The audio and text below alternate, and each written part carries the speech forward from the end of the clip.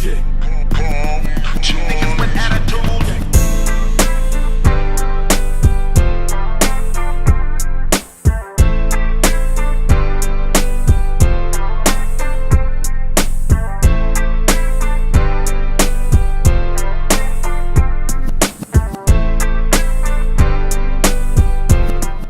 Goddamn, nigga, can I use the Bell Mama tonight? Goddamn, the Bell. No, we going with the Hot Wheel. Well, can I keep my pants up?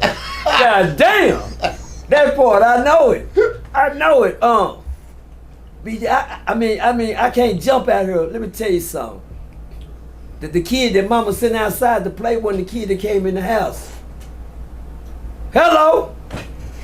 Don't do that, Bob. That's what we here for. The kid that mama sent outside to play wasn't the kid that came in the house. Let me tell you something, man. When my mama got a hold of these, you know how old I was?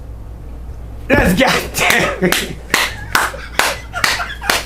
R.O.E, man. 2023, man. Split Let's go. TV, man. In conjunction with the Bob Report, man. Hey, listen, man. We got Percy himself, man, right here, man. And he's spitting them bars, man. He just got me talking. He just got, do that motherfucker cut off? And how do we start the clap? Cut. Hello, engineer. How you cut the clap? Oh, There you there we go. go. That's a bad Yeah, motherfucker. so TV Land, man. Let's go. Back at you, man. Listen, man. Let me just- Okay. Okay. So we deep in that lifestyle. Yeah, we deep. Deep in that lifestyle now. What was your first actual case? Cause you My first case Hold was on, hold injury on. to a child. hold on, follow me. You heavily on the internet, and what I'm gonna do, I want to knock these out, Let's go.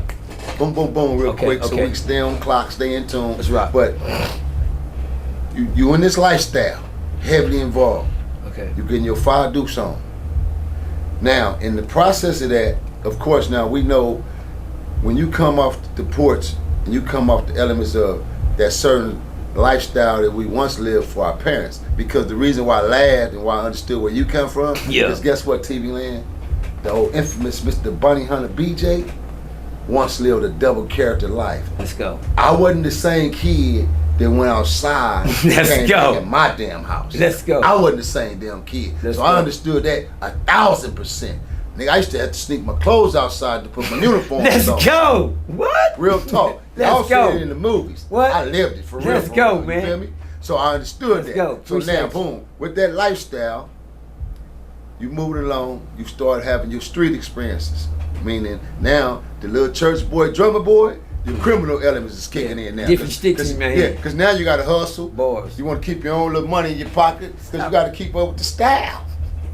Feel me? Mama can't pay for this type of style because she don't even know, so you got to keep that hidden. So now, being on that path, where was it when you caught your first case that led you in? And did that first case lead you into the world of Ferguson, which is the world you're built on the internet, majorly big on from your experience in Ferguson? So what was your first case? Was your first actual case what led you into the world of Ferguson and that whole experience of being in Ferguson? Or was that your first actual time in the pen? Believe it or not, BJ, man, I during the process of living the double life, the gang banging, and going back in the house, you know, mama couldn't take it, so daddy took me in. I was raised around my daddy, which resulted in me going back to West Texas. I never had a parent that knew nothing about gangs. Gangs, when it's just like I say, racism, wasn't a topic in our house. When my mama found out I was in the gang, I was down to 26 years old. That's how far I hid it from the family. The only reason the family found out I was deep in the gang because I attended a funeral that a family member was at and seen me with the Percy, with the color on. what are you doing? Just like, shh, don't tell mama. Nigga, my mama, Fit, huh? my mama slid across the front yard trying to stop the brakes. Which he, man, came to my house, my apartment. I'm a whole grown crip. I'm too deep right now, mama. You don't even know it. But I just respect my parents that much to keep it away from them. My daddy, I moved to West Texas and to get away from the gang shit. I already knew I was gonna get killed. There was too many niggas dying around me. I had already told niggas what my funeral was supposed to be like. So when you left, that's when you I went back to my dad. I went to dad and just tried to start it over, but it was so deep in me. I found like I was in the city. I became BJ. I don't know if you ever been to a small town and nigga you the talk of the town. Yeah, you went down. Hello. Plant your own seed. Don't do that. You went, yeah. Don't do that. I mean, I just went down there. there. They planted the seeds. I was trying to get right. The seed was planted like this, BJ. When I went down there, I got right. I got me a job at Midland Memorial Hospital. I work as a dietitian. I went from a dietitian to a requisition aide. From a requisition aide to an X-ray transporter. Yeah, I didn't plan on going. No, I didn't plan on prison one a part of my life. That's when I go in the house. When I come out the house at nighttime to go to the club and do tuck in, suit up, make sure daddy ain't looking. Cause my daddy is a 3-time honorable discharge veteran. You hear me? 3-time honorable discharge. What? Watching everything. I told her. Yeah, that's also. Hello. Feel me? This is the head thing where you tuck Yeah, your ain't shoes, gonna your miss socks tucked in, Yeah. making sure your creases Yeah, all around your that. shirt. You feel me? Daddy on it. But therefore, I got a job at Midland Memorial Hospital, man. Believe it or not, I was at a track meet one day, and I was taking a partner home from a track meet, and I put up to a friend's house, and he told me to drop him off at a lady's house. I dropped him off at the lady's house, BJ, and one of the ladies didn't know who I was, ran out to my car and mistaken me for somebody. And she said, "Hey, don't you be putting your hands on my sister no more." I said, "No, ma'am, that's not me." She said, "I don't give a motherfucker." And she kicked a big dent inside my door. I said, "I'll be damned." And she kicked the door in where the door went in, BJ, to where a nigga gotta get a mess and get a screw and pull the dent out. So I got out the car, looked at the dent. I went up. I was a child. I went number 17, 18 years old. Went and knocked on the door, and I told the parents, "Say, man, the daughter just kicked the dent in my door." And mama came to the door and told me. She said, "Well, keep your motherfucking hands off of her." I said, "Wait a minute, hold on." I said, "Hold on, man, that's not because I'm not finna take off on nobody, mom. I got that respect because that's their mom, because I'm raised in a household like that." The lady was I ain't never seen a lady take off and jump on me like she tried to. So I heard one of the kids say, "Don't be hitting my mama." Well, I haven't hit your mom and getting BJ. There's about 10 more of them in the house. By the time they came running out the house, I took off running. I had to run off from the crowd, so I ran off and I left my car right there and I looked. And they was turning my car up, BJ. Bob, tell him, Bob. Don't laugh at me. I'm like, "Well, watch this, BJ." They turned my car up. I turned and I looked, and when I seen him take that brick and go through the front window, I blacked out. Transform. This is where your case came from, man. Stop. But you see how much I ran out from the situation. build-up, Number yeah. one, it's not even me. Right. It's already mistaken identity. But Wow, my partner that's knew crazy. it was him, so my partner slept their mom and everybody. He said, "Why y'all doing this call like that?" And then nigga, he went there. I couldn't, because I got that much respect in the guy. I'd rather run out and tell my mom and them what they doing. My partner didn't give it. He was already a street nigga. He started whooping their mama, and then he knocked their mama out, slept her. I said, I ran up and stopped him. I said, "Nah, bro, don't do their mama like that, man. They turned your car off. That ain't right." So from that incident, you actually got I went a case. back to church. I went back to work the next day. What I'm saying is, from that incident and that experience you went through, did you actually catch a case from that? Yes, sir, I did. So you went. I call it. Watch this.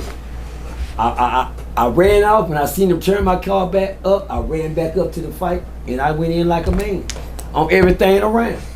Whoever want to fight, and I went to walk. I went to work. I worked mamas, sisters, cousins. Everybody came out. Y'all want to fight, nigga? So where did you end up? TCD or what? What had happened was I went back to work. The very next day when I went to the police came up to my job while I was at the work, and they told me to say, "Mr. Jimerson, did you have an altercation over the weekend?" I was like, "Oh, yeah. I'm happy to tell the police, man. Yeah, they told my car up and such. I told him what happened, and He said, so you telling me you got a car tow up, get inside the door, and your windows knocked? I said, yeah. He said, where's the car at now? I said, it's sitting in front of my house, sir. So he dispatched the officer to the car. The officer confirmed that what I told him was a true story. He looked at me and said, why you didn't call the police? But goddamn, BJ, this back in the 80s. There ain't no cell phones around here, nigga. Ninja? You understand me? I said, no. They was jumping on me. He said, the sad thing is, Mr. Jimmerson, they called the police on you. First. Put the twist down. But watch this. Bro, I had never, ever been in trouble a day in my life, huh? I received a case called injury to a child. Real quick, because we got a lot of coverage we're gonna cover. Let's go, homie. As far as our other aspect of things, but I want to close this segment of it out real quick. But I want to go in on two real direct questions real fast, so we can close out. So now, this particular situation led you into the system, right? My first time ever being in a jail cell for no reason. How long? Did you do months, weeks? Man, I only received, watch them tell you something. For that incident right there, I received 2 years probation. Okay, 2 years. Because after they evaluated, I really shouldn't have received that. Should have been, I was the one assaulted. But anyway, I got the 2 years of probation. My daddy is an old school veteran that, you know, like you say, still under the white man law. Oh, y'all, please don't send my son to prison. I get him right. I'll make sure he don't do it no more, sir. Please, man, y'all don't send my son. My daddy got me a PR bond. My daddy never wanted me locked up. It broke his heart. I ain't never seen my daddy cry a day in his life till he seen me locked up. Right. You hear me? And my dad was crying. I'm like, Daddy, what's... No, son, he said, I can't stand to see you behind baseballs, man. They want that from the seed. And he got me out of jail. I said, what's a PR bond? He said, a promise to return. Yep. I said, Daddy, how you do it? He down there begging the folks, please just let him go. He's never been in trouble, sir. Just give my son a chance. Just put it on me, and I promise I'll make him come back. Right. Put the house up, deed, everything. Daddy didn't want to see me. Daddy knew I wasn't. He didn't want to see me on that road to life. That's all it was. But I'm gonna hit you with this one again, BJ. Style is a motherfucker. I didn't want that way of life because I was already headed in a different direction to my. Direction took a U-turn. The system is a whole new direction. I got set up for probation, and that just set me up for incarceration. Incarceration. Yeah. So.